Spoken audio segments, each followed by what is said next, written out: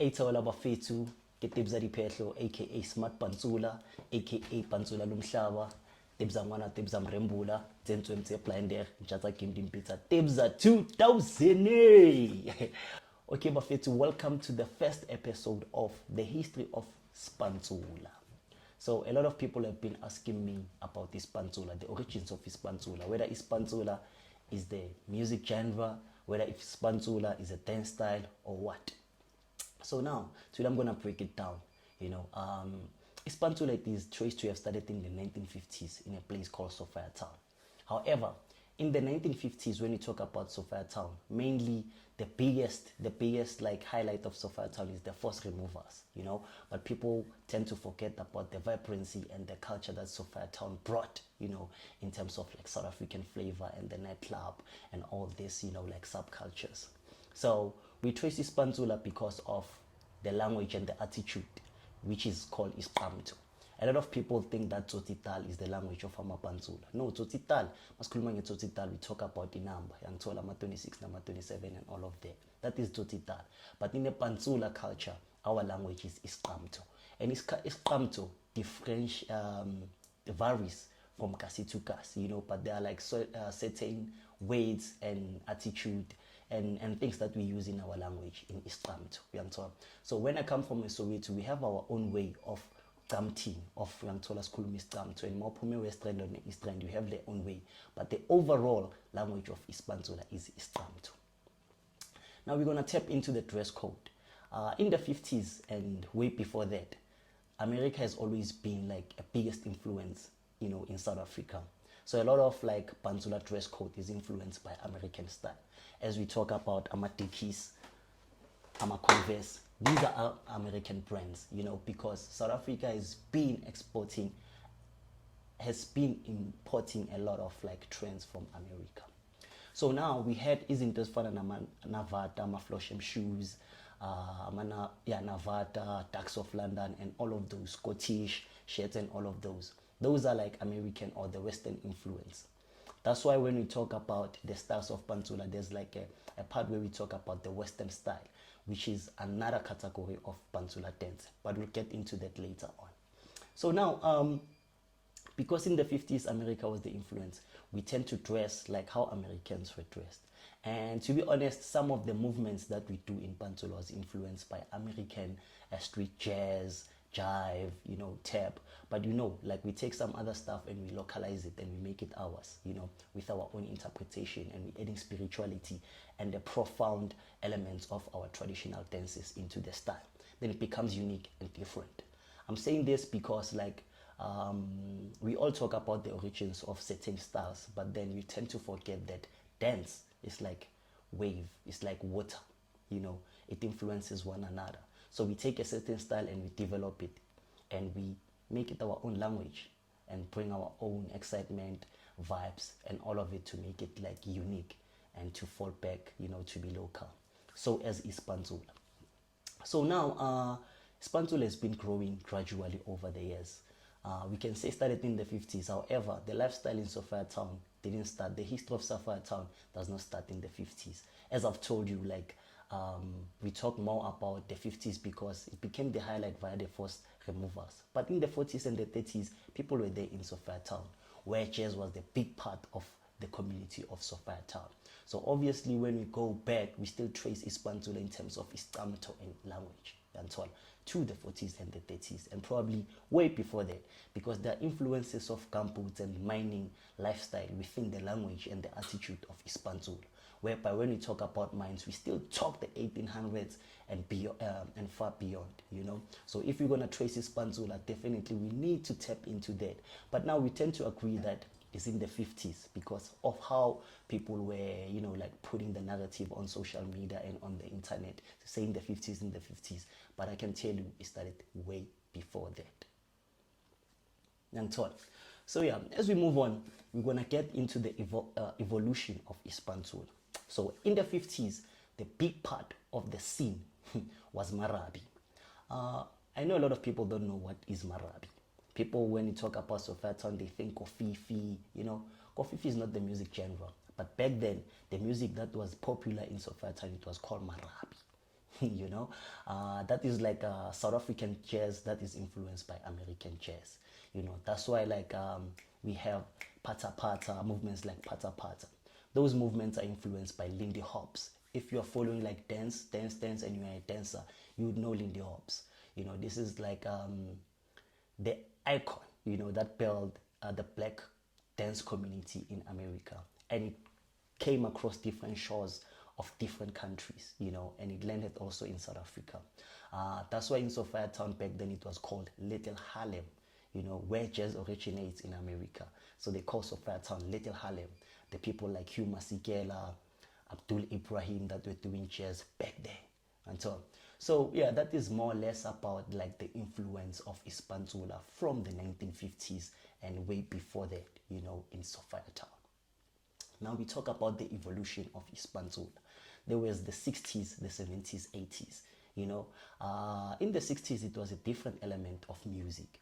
After people were forced from Sophiatown to move into different townships, you know, first Meadowlands in Soweto. Meadowlands became another Sophiatown. You know, people didn't want to go to Soweto or Alexander or other parts, but now they were forced. You know, the apartheid government was like,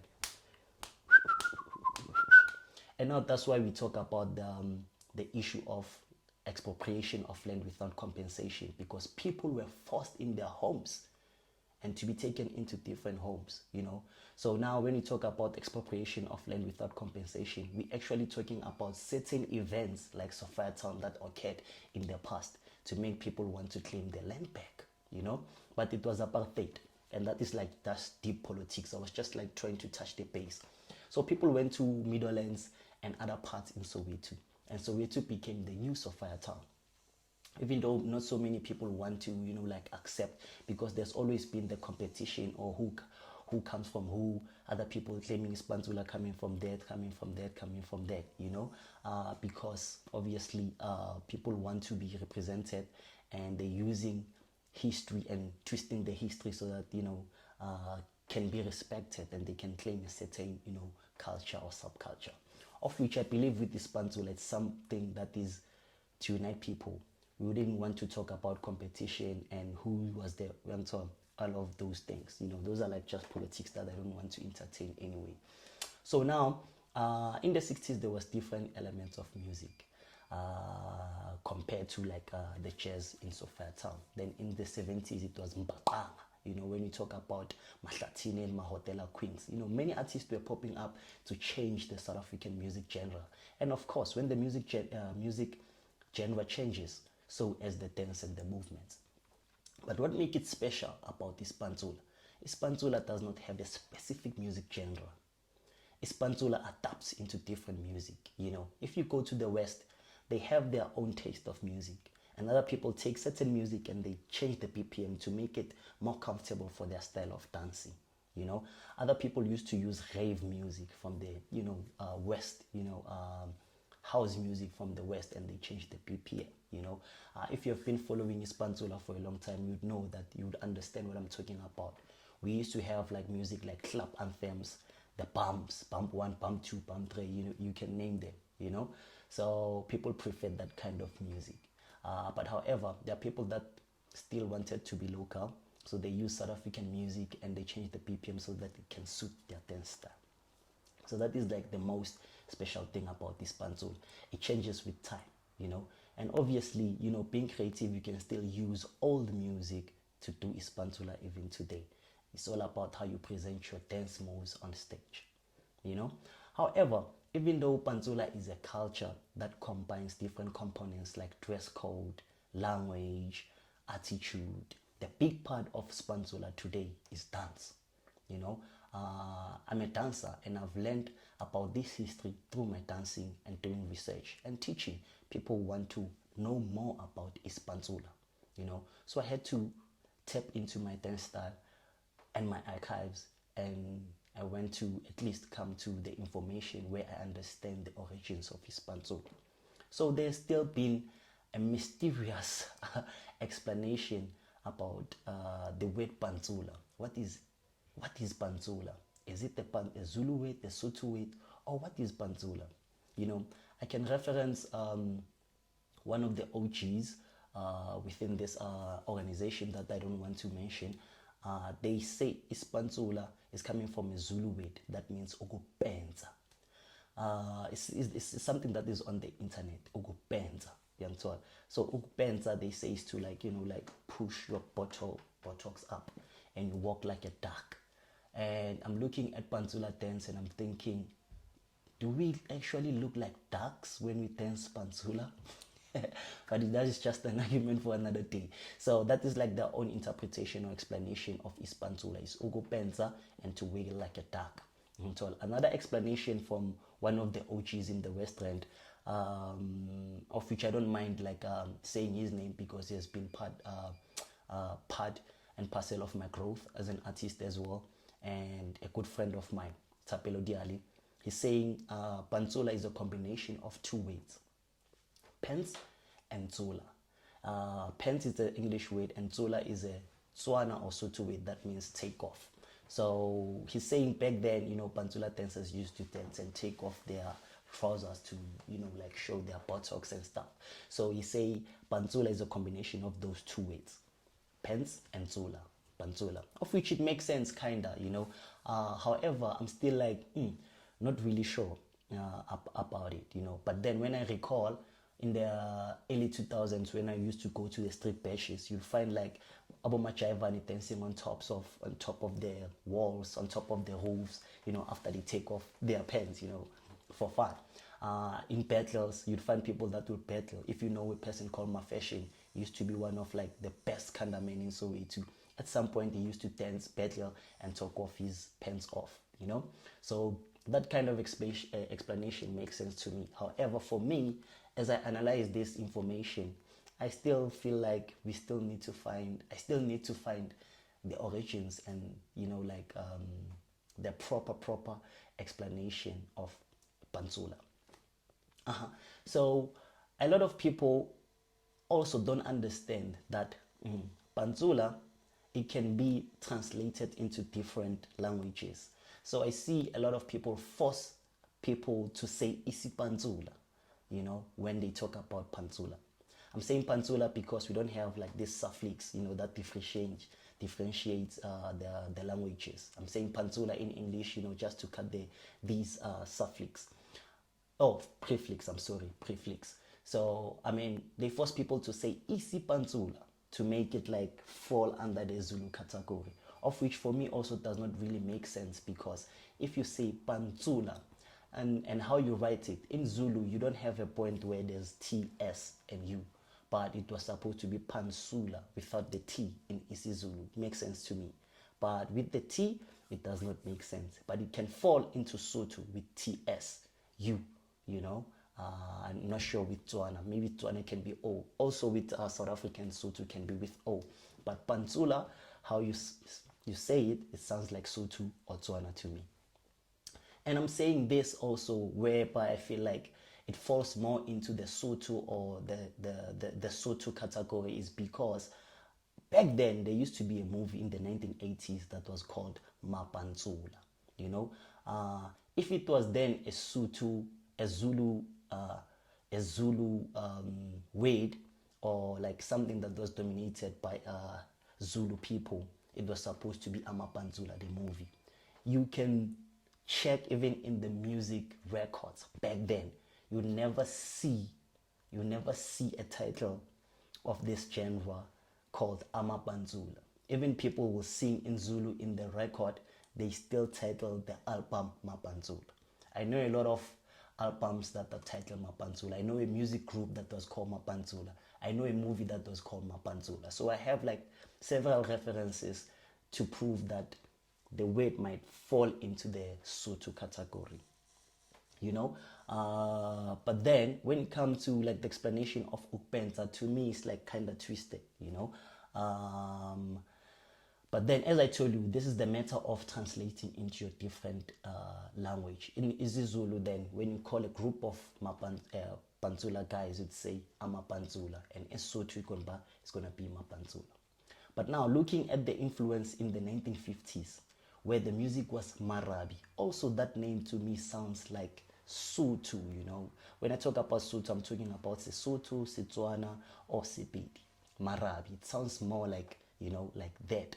If the influence back then was Zulu, it was supposed to be Amarabi, but then it is called Marabi, And now Pantsula, Mapantsula, to me, feels like, like the Sotho culture has been the biggest influence. Not the Sotho from Lesotho, but Sotho from South Africa has been the influence of, providing this whole vibe in terms of like the Sophia town scene and the development or the evolution of Pantsula and what it is today.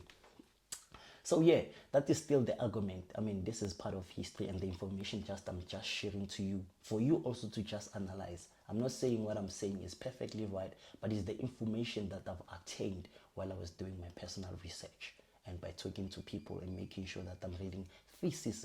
I read several theses from the university. Never been to university, but I know a lot of people that wrote about Pantsula from the 90s, 80s, and the current people that are writing about Pantsula. And some of the references are from Heather van Niekerk, from Rhodes, So this information is basically coming from the university with proper researches.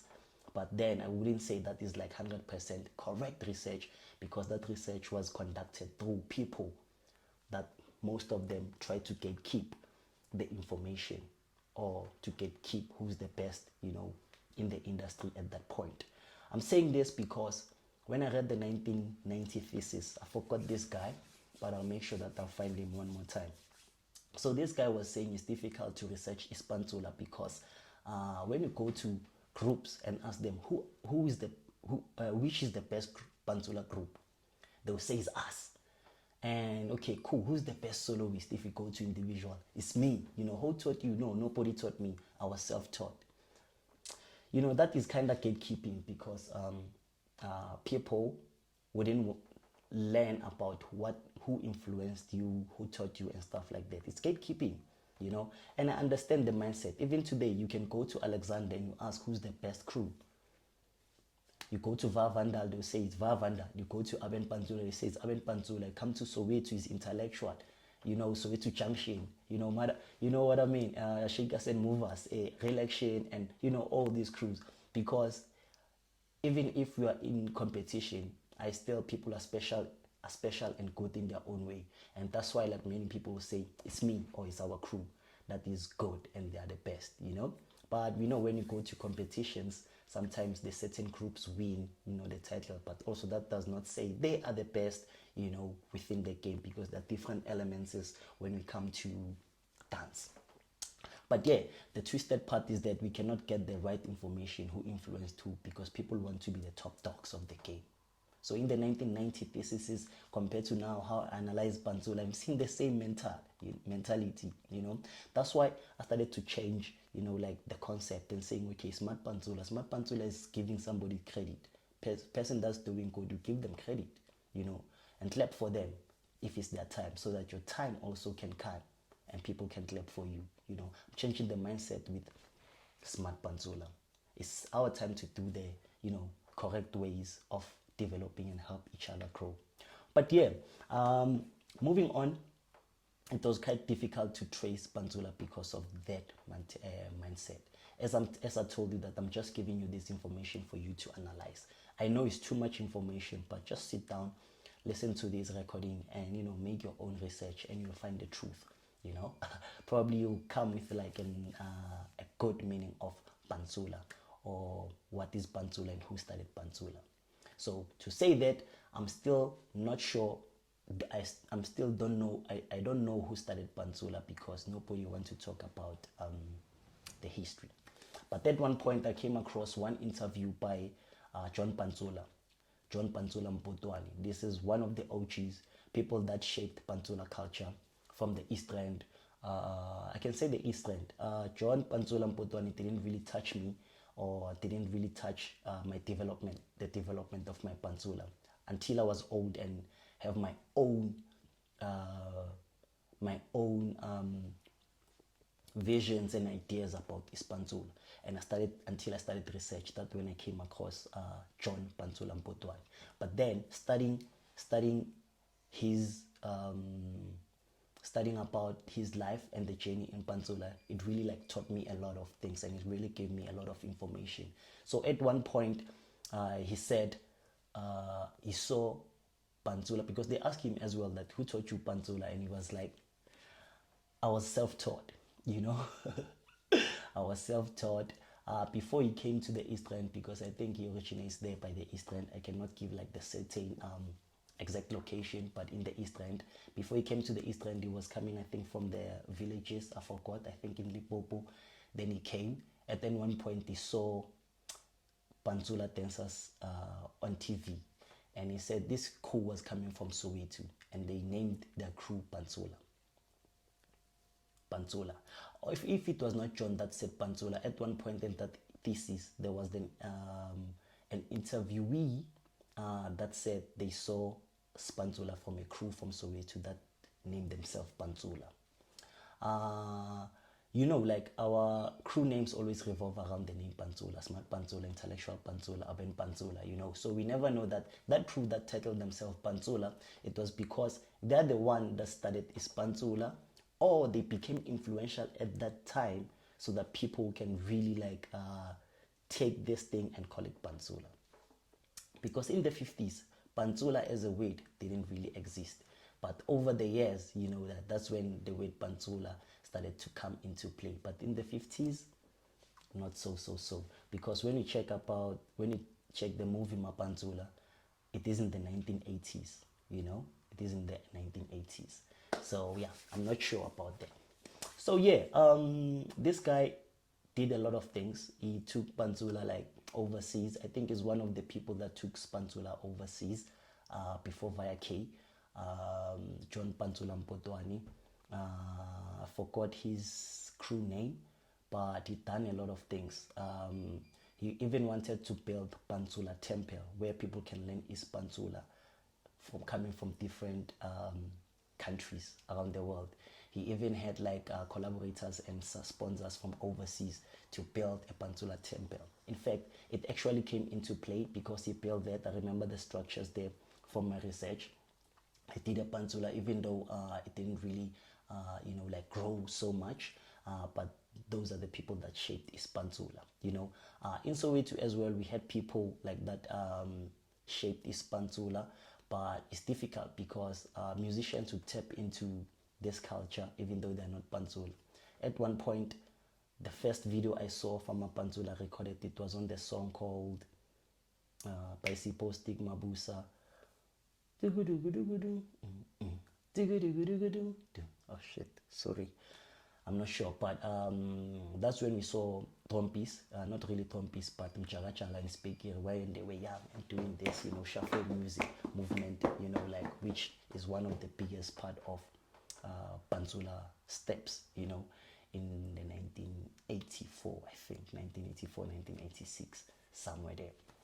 So those people become also the pioneer, or the people that, you know, like engaged this Pantsula Soweto, you know, when they came in the 1990s to form Trompis, you know, that's when Pantsula was there. And the funny thing is that many people classify Pantsula and Kwaito, or whenever you dance Pantsula, they will play Kwaito for you. But the truth of the matter is that Pantsula existed way back before Kwaito, you know, because Kwaito is from the 90s. We can say late 80s, but to the 90s. Even though before Kwaito it was called Digong, it was not called Kwaito, it was called Digong, but still Digong, it is not as old as Pantsula. So just to correct people, Pantsula, it is not Kwaito. Kwaito have the influence of Pantsula into it in terms of dress code and the attitude. You know what I mean? As I told you that Pantsula is not just a dance style, but it's attitude, behavior, and language, which is Ispanto, not Itotita. So whenever you hear somebody speaking Wasekasi, Ispanto, don't confuse it with Totita, because Totita is a language. It's straightforward, Totita, you know. But when you speak Pantsula, Ispanto, it is not that, you know. And there's a big line, there's a big difference between Amapantsula and Botsotsi. So we know when you talk about Amapantsula, we talk about those mature, clean guys, you know, that want to contribute positively to the community, to their family, and to themselves. Even though like they come from destitute or poor background, they make sure that their converse is clean, their dikis is there, they always, tucked in and all of it. Now, zabo tsothi sikhuluma ngamaphara. Alikho ipantsula lephara. Even though Pantsula can engage in risk behaviors, they still come, clean and all of it. Not like me condoning that kind of behavior, because I don't like it so much, because those are the things that makes us not to feel comfortable to wear stuff like amadikis because everybody is wearing it. Amanavike because this new generation is wearing amanavike, and all of that thing. So that makes it me like kinda and other, like mature and OG Pantsulas not to really, jewel is Pantsula from dress code, because of that kind of mentality. So yeah, Pantsula is been growing gradually over the years. But before we can, talk about other components, I'm gonna cut it here. And if you wish, want to know and want to engage fully, you know how you can get me. I'm always on my channels. Make sure that you subscribe on my YouTube channel. Make sure that you, follow me on TikTok. Make sure that you follow me on Instagram and on Facebook. I'm there. My number is always public because I believe like I'm a person for people, and I'm always there to help. As long as you come in the right way, you come humbly to engage with me, then we cool. But if you're gonna say hey, no, and so on. So come up with respect so that I can see you respect yourself, respect the culture, and you respect people within the culture. So let me know what you think. If you have any question, any comment, you know what you do. Freedom of speech. We are in South Africa. Send your comment. Just be respectful on how you want to engage with people, because that's how we grow as mature people and as amapantsula are smart. Don't forget to merchandise the corner bafethu Cop Smart Matsula to unlock such information like this one.